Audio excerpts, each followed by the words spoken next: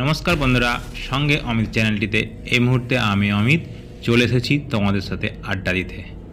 আর শনিবার মানেই গা ছমছম, হাড় হিম করা কখনো কাহিনী। আজকের গল্প ভূতের বাড়ি। চলো তাহলে শুরু করছি আজকের গল্প। ছোটবেলায় দাদু দিদার কাছে আমরা সকলেই ভূতের নানা গল্প শুনে বড় হয়েছি। সেই থেকে ভূত বা ভুতুড়ে বাড়ি সম্পর্কে শুনেছি হাজারো গল্প। আধুনিক পৃথিবী যেভাবে ভূত প্রেতের অস্তিত্বকে অস্বীকার করে চলে, সেখানে পৃথিবীর প্রায় সব দেশেই এখন অবধি ছড়িয়ে থাকা শত শত ভুতুড়ে জায়গা কৌতূহল জাগায় বইকি। তবে বাস্তবে হয়তো কখনো কখনো জনশ্রুতিতেই গড়ে ওঠে এমন অনেক ভুতুড়ে বাড়ি বা জায়গা। কোনোটিতে থাকে চমকপ্রদ রহস্য, যা এই জায়গাগুলোকে ঘিরে তৈরি করে ভুতুড়ে আবহ। আর এর কোনোটাই যখন শক্ত দলিল প্রমাণ দিয়ে বোঝা যায় না, তখনই জমে ওঠে আসল মজা। এরকমই কিছু জায়গা কিন্তু আমাদের ভারতবর্ষের নানা প্রান্তে ছড়িয়ে ছিটিয়ে আছে, যা নিয়ে গা ছমছম গালগপ্প চলে এই সব ইন্টারনেটের যুগেও। আজ জানাচ্ছি সেই রকমই একটি ভুতুড়ে বাড়ির গল্প। রাজধানীর ধানমন্ডি এলাকায় অবস্থিত এই বাড়িটি। সঙ্গত কারণে বাড়িটির ঠিকানাটি একটু অজানাই থাক পাঠকদের কাছে বা দর্শকদের কাছে। ওই বাড়ির সত্যতা জানার জন্য সেই বাড়ির ঠিকানায় হাজির হলাম ভর দুপুরে। বাড়িটি আগে থেকেই চিনতাম, তাই খুঁজে পেতে খুব বেশি ঝামেলা পোয়াতে হয়নি। ঝামেলাটি হলো বাড়ির ভুতুড়ে গল্প আদৌ সত্য কিনা সেটা জানতে গিয়ে। বাড়ির পাশের চায়ের দোকানের মামা থেকে শুরু করে বাড়ির দারোয়ানের প্রতিটি কথাই ছিল রহস্য। তাদের কথা শুনে প্রসঙ্গ এড়িয়ে যাওয়ার কৌশলে আঁচ করতে পেরেছি ঘটনাটাই সত্য। বাড়ির ভাড়াটিয়ার আত্মহত্যা। এই বাড়িতে ভাড়া থাকা প্রায় সব ভাড়াটিয়াই বিভিন্ন অদ্ভুত বা ভুতুড়ে কাণ্ড কারখানার সম্মুখীন হন। অনেক সময় গভীর রাতে, রাত 2টো বা 2:30টার দিকে বাড়িটির ফ্ল্যাটের বারান্দায় রাখা দোলনায় কাউকে দুলতে দেখা যায়।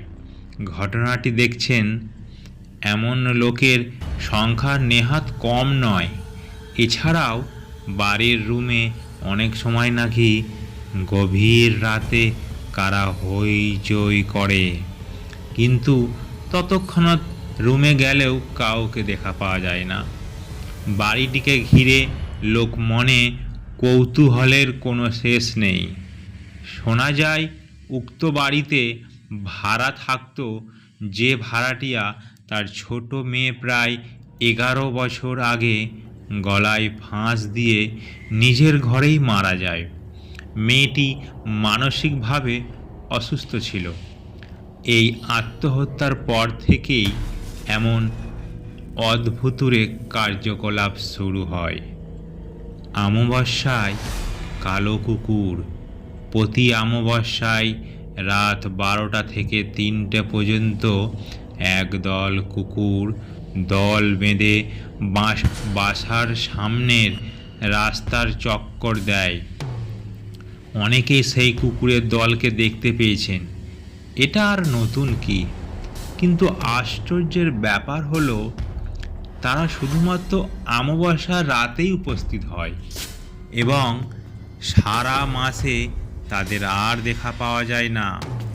কয়েক যুবক মিলে এক রাত করে তাদের দেখার জন্য প্রস্তুতি নেয়।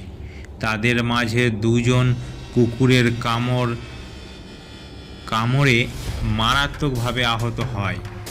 যুবকদের প্রায় সকলেই একটি রেডিও স্টেশনের স্বীকারোক্তি দেয় যে সেই সব কুকুরগুলো কালচে বর্ণের ছিল, কারণ অন্ধকারে তাদের স্পষ্ট দেখা যাচ্ছিল না।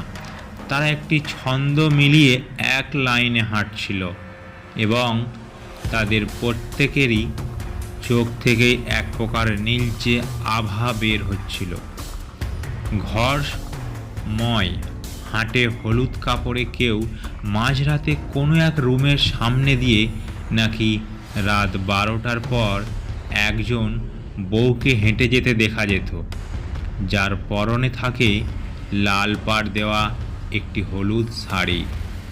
সে কোথা থেকে আসে এবং কোথায় যায় তা আজও পর্যন্ত কোনো ভাড়াটিয়াই শনাক্ত করতে পারেনি।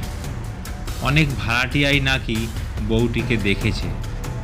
মেঝেতে জমে রক্ত লাল পানি। বেশ অবাক হয়েছি শুনে যে ওই ফ্ল্যাটের ফ্লোরে পানি জমত। তাও শুধু পানি হলে এক কথা ছিল, সে পানি জমত সেগুলো ছিল রক্তের পানি। ফ্ল্যাটের মালিক পক্ষ অনেকবার মেঝে ঠিকঠাক করে দিলেও বন্ধ হতো না সেই জমা জল। শুধু মেঝেতে জল জমা সমস্যাই নয়, ছিল বিদ্যুৎ বিভ্রাটের সমস্যাও। এতক্ষণে যে বাড়ি নিয়ে এত গল্প হলো, সেই বাড়ির প্রতিটি ফ্ল্যাটে কিন্তু এমন ঘটনাও ঘটে না। ঘটেছে শুধুমাত্র একটি ফ্ল্যাটকে ঘিরে।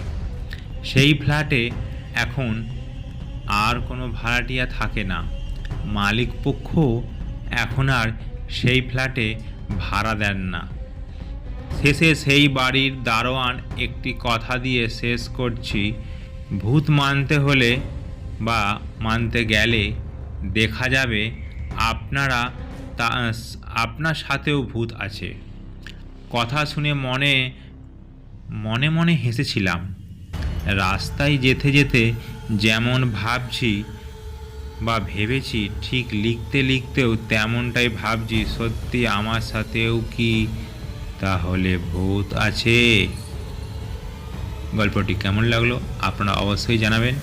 যদি আরও গল্প শুনতে চান তাহলে কমেন্টে আমাকে লিখে জানাবেন। আজকের গল্পটি এখানেই শেষ করলাম। যদি ভালো লাগে তাহলে লাইক, কমেন্ট এবং সাবস্ক্রাইব করো।